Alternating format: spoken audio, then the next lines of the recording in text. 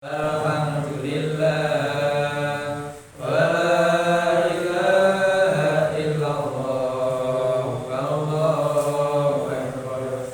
Subhanallah walhamdulillah wa la ilaha illallah wallahu akbar. Bismillahirrahmanirrahim. Assalamualaikum warahmatullahi wabarakatuh.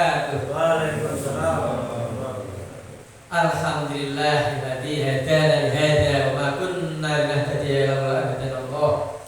Asyhadu an la ilaha illallah wa asyhadu anna Muhammadar Rasulullah. Allahumma shalli ala sayyidina Muhammad wa ala ali sayyidina Muhammad. Rabbi shrah li sadri wa yassir li amri wahlul 'uqdatam min lisani yafqahu qawli. Subhanaka la ilma lana illa ma 'allamtana innaka antal alimul hakim.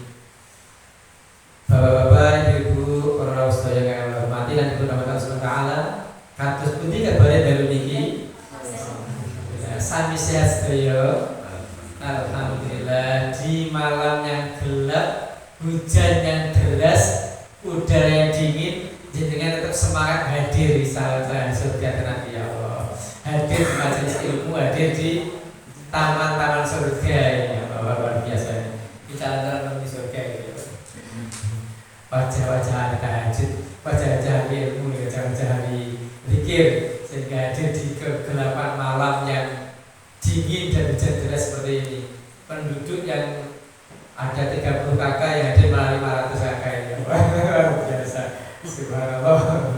Ini betul pilihan Allah ini. Dipilih Allah SWT, digerakkan hatinya, mereka hatinya diringankan menuju ke taman-taman surga, betul. Ke taman surga diringankan, masuk surganya insya Allah dimudahkan nanti. Amin. Amin. Para ulama hormati, salam tertaruh pada Nabi kita Muhammad sallallahu alaihi wasallam. Muhammad. Mudah-mudahan kita semuanya diberikan oleh Allah keberkahan umurnya, keberkahan keluarganya, keberkahan rezekinya, keberkahan ilmunya, dan Allah berikan rahmat kepada kita semuanya, keluarga kita semuanya sehat, selamat, terhindar dari berbagai bala dan bencana. Alhamdulillah, al-fatihah. Alhamdulillah, bismillahirrahmanirrahim. Alhamdulillahirabbil alamin, arrahmanir rahim, maliki yaumiddin. Iyyaka na'budu wa iyyaka nasta'in, ihdinas siratal mustaqim, siratal ladzina an'amta 'alaihim, ghairil maghdubi 'alaihim waladdallin. Bapak-bapak, sedaya ibu, para rawuh yang kami hormati, dulu sahabat itu ada yang senang mabuk, mendem asar mabuk, maghrib masih terbawa, mabuknya itu masih ke bawah. Nah masih ke bawah mabuk kok datang ke musola, imami sholat, tadi imam, kan gak karuan bacaannya, gerakannya, gak karuan pas kondisi masih dalam keadaan belum pulih dari mabuknya waktu asar itu. Sehingga ketemu Rasulullah, tanya, ya Rasulullah, apa hukumnya mabuk ini? Tidak haram kan? Hanya dilarang kan? Gak haram. Rasulullah menjawab dan mendahului begitu. Sehingga Allah menurunkan wahyu surah Al-Baqarah. A'udzubillahi minasyaitonir rajim. Yas'alunaka 'anil khamri wal maisir. Mereka bertanya pada Muhammad tentang khamr dan judi. Tentang khamr dan judi. Mereka bertanya. Kemudian oleh Allah dalam surah Al-Baqarah ayat 119 itu dilanjutkan, Qul fihima ismun kabir. Katakan Muhammad, dalam khamr dan judi itu terdapat dosa besar, ismun kabir. Katakan Muhammad. Nah itu barulah turun wahyu dari Allah setelah ada sahabat yang tanya begitu. Kemudian di wahyu yang lain Rasulullah mendapatkan surah An-Nisa ayat 43. Allah berfirman, A'udzubillahi minasyaitonir rajim. Bismillahirrahmanirrahim. Ya ayyuhalladzina amanu la taqrabus sholata wa antum sukara hatta ta'lamu ma taqulun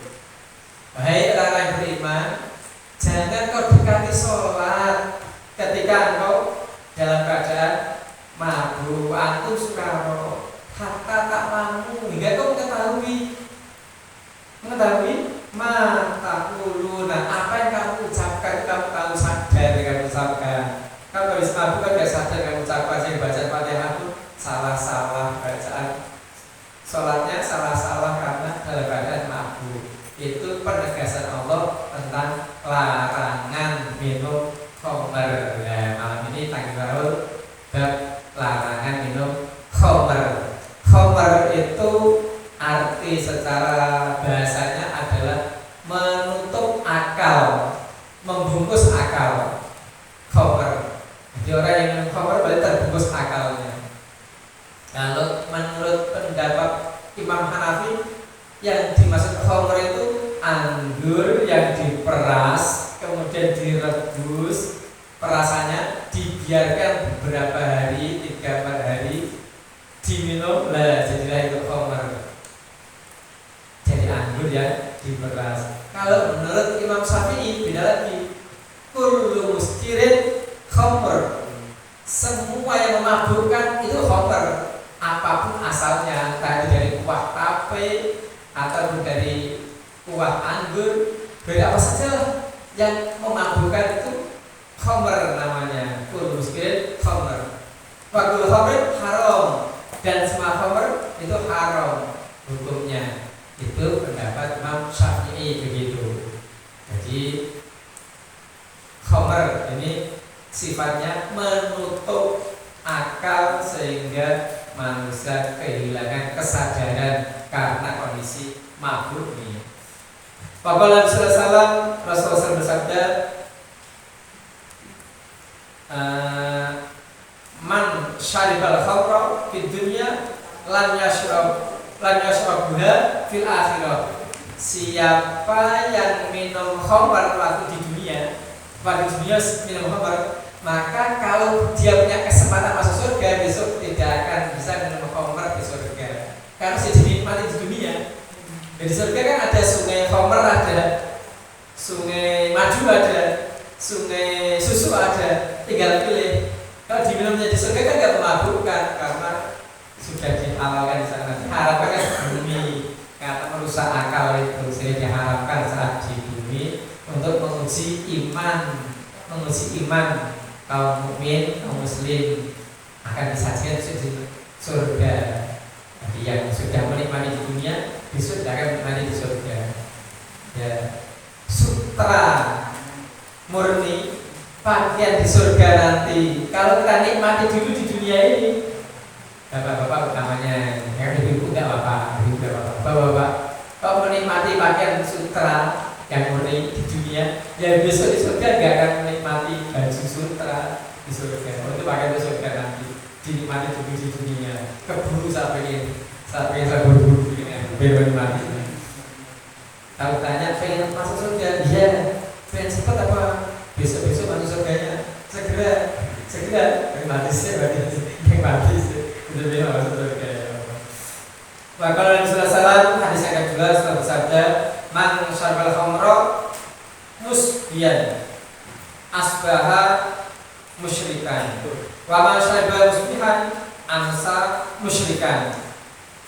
Rasulullah bersabda dari yang kedua ini, siapa yang minum arak sore hari, maka di waktu pagi dia menjadi musyrik. Dan siapa minum arak di pagi hari, maka di waktu sore dia menjadi musyrik. Gara-gara minum arak, pikiran tidak bisa tenang, hati apalagi tidak bisa khusyuk dalam ibadah,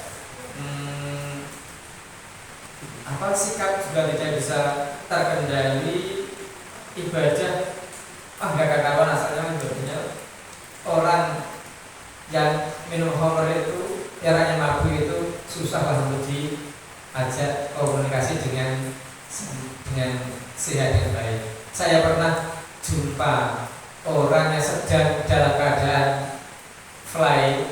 Saya pulang dari masjid sholat maghrib berpapasan dengan orang yang saya kenal betul orang itu, dan pekerjaannya pun saya tahu, kenal betul.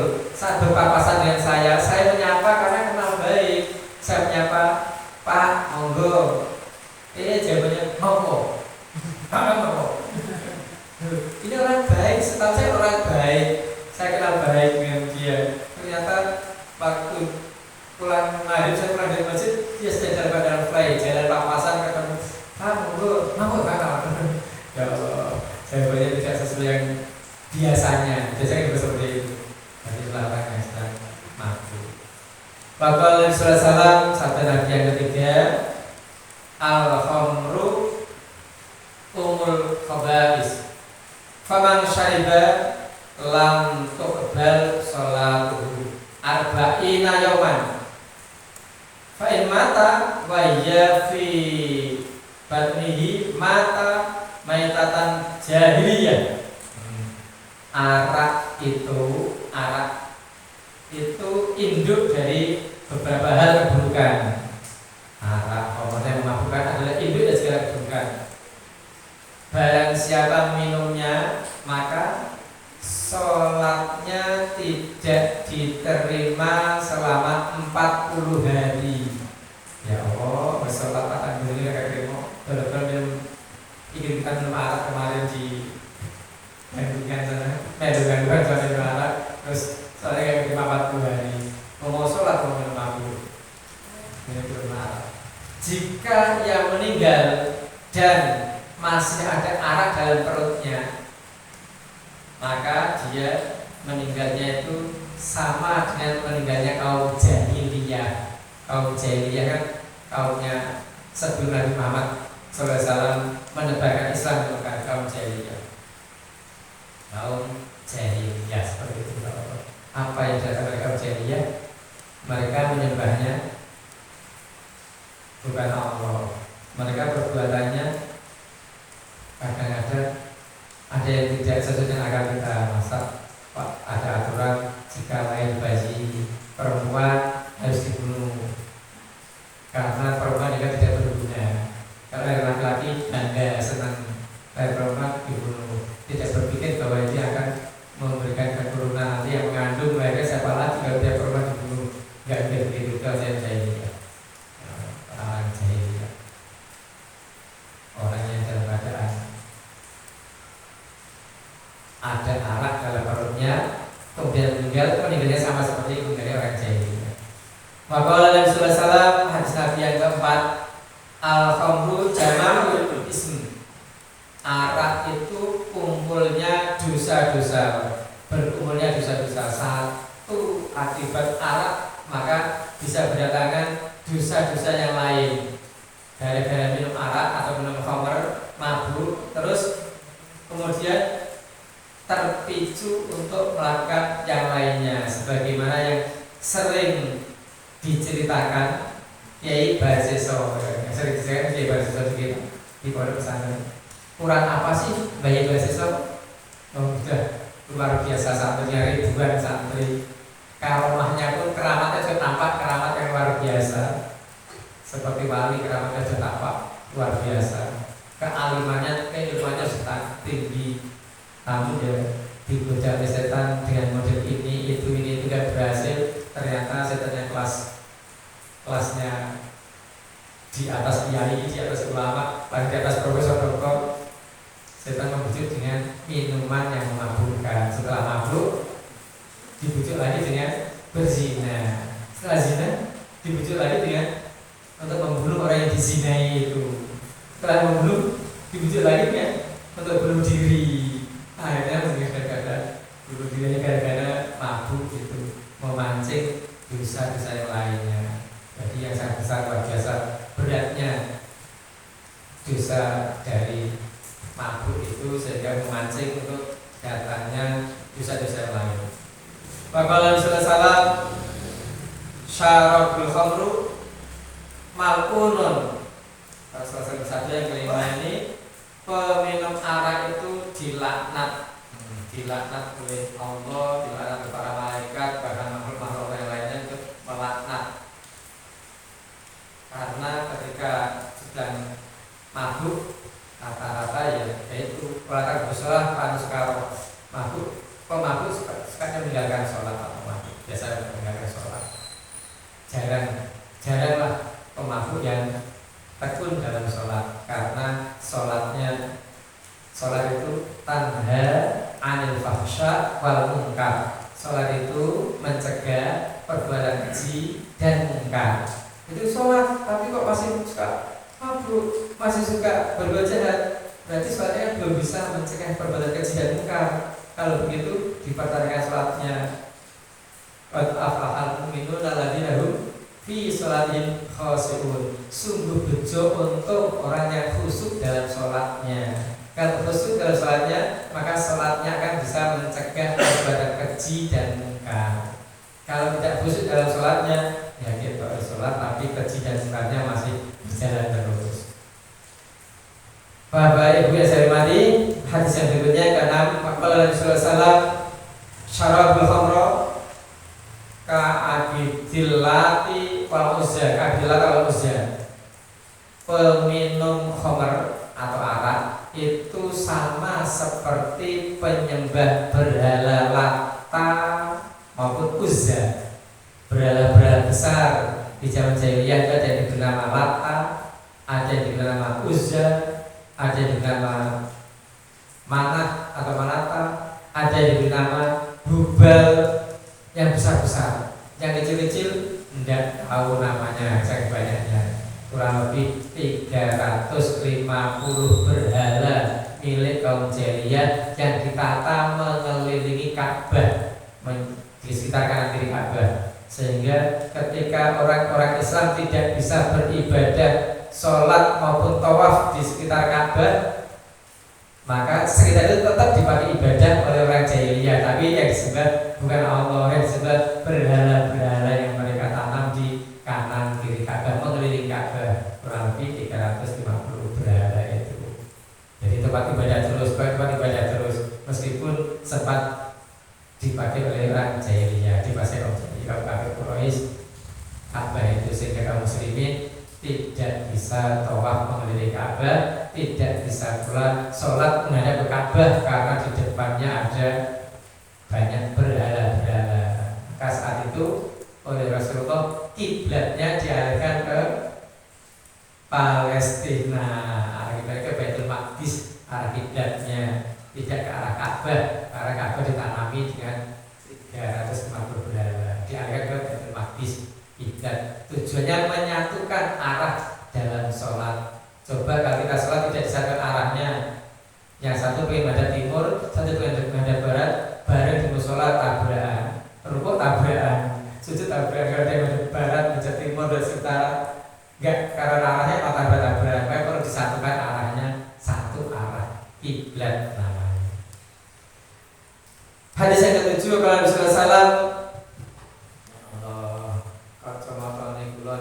tiga kelindes motor ketemu di sini kali, berarti cocok ini tidak cocok. Man syarabal khamra faqad kafara bima anzalallahu ta'ala ala anbiya'ihi wa man sallam ala syaribil khamra aw safahahu ahbatallahu ta'ala amaluhu arba'ina sanah. Barang siapa minum arak maka benar-benar telah kafir. Itu ada bersangkatnya hadis bersangkatnya hadis yang dimaksudkan barang siapa minum arak maka benar-benar telah kafir terhadap apa yang telah diturunkan Allah Ta'ala kepada nabi-nabinya. Barang siapa mengucapkan salam atau jabat tangan dengan peminum arak, kayak mabuk disalami, assalamualaikum, salaman sih, lagi mabuk disalami begitu, maka Allah Ta'ala menghapus amalnya 40 tahun. Ya Bu, 40 tahun, arba'ina sanah, 40 tahun. Benar itu, benar mabuk, berarti mabuk dia, ya mabuk dia, ya jawab dia, assalamualaikum, ya salaman. Bro, gimana bro? Malah menghapus amalku 40 tahun ya boy. Ngerti jadi gini. Nah kalau tahu mabuk, kalau tahu aku tidak salami, nggak tahu kalau mabuk ya tahu lah Allah dan maklumi lah, diampuni dosanya ya Allah. Kalau karena nggak tahu aku itu kali salam itu mabuk misalkan, saya begitu. Nggak tahu kalau itu yang sedang mabuk, tak kirain sehat-sehat normal saja, biasa akal tak sapa. Ya Allah. Maka Nabi sallallahu alaihi wasallam hadis yang ke-8. La yajtami'ul khamru wal imanu fil qalbin ra'in, tidak akan berkumpul antara arak atau khamr dan iman dalam hati seseorang. Selamanya bisa berkumpul. Hati itu kan nurani, membawakan cahaya iman kebenaran. Hati nurani kita kan selalu membimbing ke arah kebenaran. Nah, kalau peminum yang sedang mabuk kan merusak akal, membawa kegelapan. Bagaimana bisa menyatu cahaya hati dengan kegelapan? Makanya jangan menyatu selamanya, jangan menyatu dalam hati orang yang beriman. Waqala Nabi sallallahu alaihi wasallam hadis yang ke-9, man syarabal khamra, ini betul khamra ini air mineral. Man syarabal khamra hatta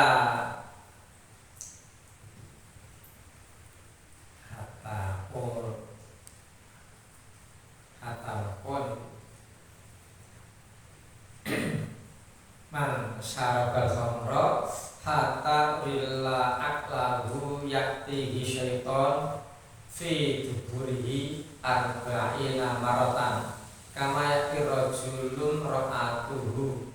Ya Allah, alhamdulillah. Man syarabal khamra, barang siapa yang minum khamr atau arak hingga hilang akalnya, yuzilu aklahu, yuzilu hilang akalnya, yuzilu minum hingga mabuk, hilang akalnya mabuk, maka setan akan menyetubuhi duburnya. Setan itu duburnya, anusnya 40 kali seperti laki-laki menyetubuhi istrinya. Peminum khamr pemabuk sudah disetubuhi setan, berarti sudah disetubuhi setan lewat duburnya 40 kali. Mana tehnya? Nah, nanti yang terakhir ke-40. Yang ke-10. Maka Nabi sallallahu alaihi wasallam la'anallahu al-khamra wa syaribaha fasaqiyaha. Allah melaknat arak peminumnya. Yang minum araknya dilaknat Allah, peminumnya juga dilaknat, wasyaribaha fasaqiyaha, yang menyuguhkan, yang menyediakan juga dilaknat. Wabai'aha, penjualnya juga dilaknat, penjualnya boleh. Pembelinya juga dilaknat. Kadang kan sing mabuk kongkonan ngomong kayak gitu, mas, kok beli? Nggak pakai doang. Sing bakul atau mabuk nggak pernah mendem, tapi hanya menjual saja, bakul jualnya saja. Semuanya dilaknat. Pemerasnya yang memeras anggur itu tadi, memeras anggur dibuat arak. Kemudian yang minta tolong untuk memeraskan anggurnya, anggur itu dibuat arak. Yang membawakan dan orang yang minta dibawakan, serta yang menikmati hasil keuntungannya, keuntungan dari jual arak itu, semua dilaknat oleh Allah Subhanahu wa taala. Dilaknat oleh Allah Subhanahu wa taala. Saya pernah kenal orang yang kerjaannya itu jadi kernet angkot. Kernet angkot. Kalau hasil dari kernet angkot untuk beli khamr atau minuman keras tentunya tidak cukup untuk makan keluarga, maka dibosi oleh kenalannya itu oknum dari Purnawirawan hijau, dibosi, digratisi terus. Yang penting menemani minum, sehingga kelihatan fisiknya rusak seperti itu. Saya lihat fisiknya yang ngebosi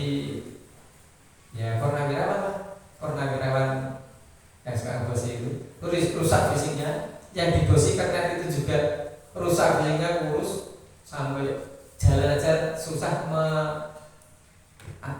menggerakkan lutut juga susah, nekuk lutut, tangan juga susah, kaku semua, jalannya kayak robot itu susah sekali. Kemudian terapi setelah itu berhenti karena yang ngebosi sudah meninggal.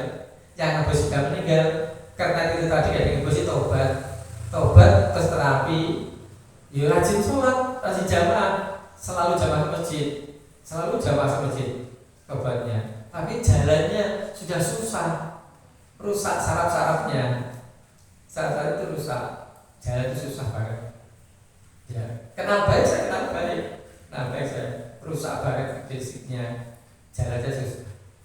Tapi ya syukur alhamdulillah sudah taubat dulu sebelum meninggal dunia.